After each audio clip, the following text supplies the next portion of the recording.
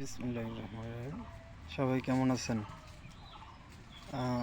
যারা সত্যিকারের মুসলিম তারা অবশ্যই ভালো নেই, বা সত্যিকারের যারা মানবতার ধারক বাহক তারা ভালো নেই। সে যে ধর্মেরই হোক, অন্যের কষ্টে যদি তার মন না কাঁদে, সে যে ধর্মেরই হোক, ধিক্কার তাদের প্রতি। আর আমরা শুধু ভেদাভেদ করতে জানি। আমরা মুসলমানরাই কোথায় ভালো হতে পারলাম? আমরা সবসময় বিদাত যে বিষয়গুলো আমাদের গৌণ সেইগুলো নিয়ে বেশি মাতামাতি করি, অথচ ফরজ বিষয় নিয়ে আমাদের মাথা ব্যথা খুব কমই দেখা যায়। আসলে আল্লাহর কাছে সবচেয়ে পছন্দের আমল হলো তিনটা। শুরুর দিকে যদি প্রথম তিনটা ধরা হয়, তাহলে এক নম্বরে থাকবে সময় মতো সালাত আদায় করা, নামাজ পড়া সময় মতো। দেখা গেলো আপনি প্রতি ওয়াক্তেই কাজা পড়তেছেন, সেটা আসলে এরকম না বিষয়টা, আপনি টাইম টু টাইম পড়তেছেন। তো সেকেন্ড সেটা হলো পিতামাতার বাধ্য থাকা। তবে অবশ্যই যদি দিনের বা আপনার শরীয়তের পরিপন্থী কোনো কাজ করতে বলে, তাহলে বাধ্য থাকা উচিত নয়। যেটা হযরত ইব্রাহিম আলাইহিস সালাম তার পিতামাতার একরকম আবদ্ধ হয়ে গিয়েছিল, নমরুদের সাথে ওর পিতা হাত মিলাইছিল। আর থার্ডলি সেটা হলো আপনার জিহাদ করা। জিহাদ বলতে কি, আপনি একটা ন্যায়ের পথে আল্লাহর ওয়াস্তে আপনি জিহাদ করলেন। এক কথায় সে যখন আপনি শরীক হইলেন, সেটা যুদ্ধের মাধ্যমে হোক, বা কর্মের মাধ্যমে হোক, বা লেখনের মাধ্যমে হোক, বা কথা বলার মাধ্যমে হোক, আপনি জিহাদ করতে পারেন জান মাল ব্রেইন সব কিছু দিয়ে।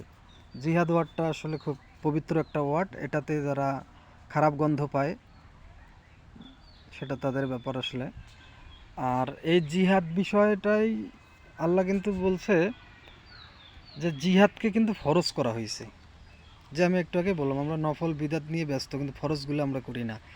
আমি গতকালকে থেকেই দেখতেছি যে ফিলিস্তিনের গাজার যে রাফা ক্যাম্প, সেটা একটা শহর, সেখানে পুরোপুরি ধ্বংস হয়ে গেছে। মোটামুটি অনেক দিন ধরেই তার উপর একটা বিশাল আক্রমণ চালাচ্ছে ইসরায়েলি বাহিনী। তো এটা ধ্বংস হয়ে গেছে। এখন আমি কি করতে পারি পার্সোনালি? আমি হয়তো কথা বলতে পারলাম, কারণ আমার হাতে তো কোনো গোলা বারুদ নেই যে আমি অ্যাটাক করব। আসলে আশেপাশের দেশ যারা, যেমন ফিলিস্তিনের আশেপাশে যে দেশগুলো আছে মধ্যপ্রাচ্যের, ফিলিস্তিনও মধ্যপ্রাচ্যের একটা দেশ, ইসরায়েলও মধ্যপ্রাচ্যের দেশ, তার পাশাপাশি যে দেশ আফ্রিকান দেশ যেটা মোটামুটি মধ্যপ্রাচ্য ধরা হয়, মিশর, এরা তো কোনো প্রতিবাদ করতেছে না। ইরান বাদে কেউ প্রতিবাদ করতেছে না সেভাবে। যে তুরস্ককে যেখানে বলা হয় যে নেক্সট খোলাফায়ে রাশিদিন, তারাও তো কোনো পদক্ষেপ নিচ্ছে না। তো জিহাদ আমরা যেটা করতে পারি, এই ভিডিওটা আপনারা শেয়ার করবেন এবং মনোযোগ দিয়ে শুনবেন, যতটুকু পারেন শেয়ার করবেন ইনশাল্লাহ। আর জিহাদ বিষয়ে আমি এতটুকুই বলবো, সেটা হলো আমি একটু আগে বললাম যে জিহাদটাকে ফরজ ঘোষণা করা হয়েছে সূরা বাকারার 216 নম্বর আয়াত অনুযায়ী। আর আল্লাহ বলছে তোমরা ততক্ষণ জিহাদ করো যতক্ষণ না ফিতনার অবসান না ঘটে। সেটা বলা হয়েছে সূরা আনফালের 39 নম্বর আয়াতে।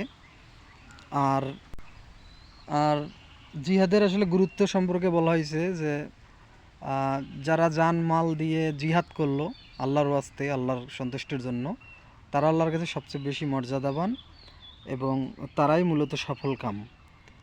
এটা বলা হয়েছে আপনার সূরা তাওবা আয়াত 9। এবং সবচেয়ে ইম্পর্টেন্ট যে বিষয়টা বলা হয়েছে আপনার সূরা নিসাতে 75 নম্বর আয়াতে, এখানে বলা হয়েছে, আমি সারমর্মটা বলি, যে তোমাদের আজকে কি হলো? তোমাদের কানে কি আর্তনাদ আসে না সেই সব শিশু বাচ্চা পুরুষদের যাদের উপর আক্রমণ চালাচ্ছে? তো তোমরা কি সেখানে অংশগ্রহণ করতে পারো না? এখানে বোঝাইছে আর কি জিহাদের জন্য, আপনি জিহাদের জন্য অসহায় মানুষের পাশে দাঁড়ানোটাকেই বোঝাইছে এখানে। আর আমরা যারা আমাদের মুসলমানদের কিন্তু তিনটা স্তর আছে। যেমন ডিগ্রিতে আমরা পড়েছিলাম গুড বেটার বেস্ট, ওরকম গুড হলো আপনি ইসলাম গ্রহণ করেছেন, মুসলিম, এরপর আপনি ইসলামের আকীদা সব কিছু পালন করতেছেন, চেষ্টা করতেছেন, আপনি মুমিন। আর ইসলাম রক্ষায় বা ইসলামের স্বার্থে আল্লাহর ওয়াস্তে তাকওয়া অর্জনের জন্য আপনি যদি জিহাদ করেন তাহলে আপনি মুজাহিদিন। তো মুজাহিদিন শব্দটা আসলে খ্রিস্টানরা অপপ্রচার চালায় এটাকে নিয়ে, খ্রিস্টান বা অন্য ধর্মের, যে এটা হলো টেরোরিস্ট।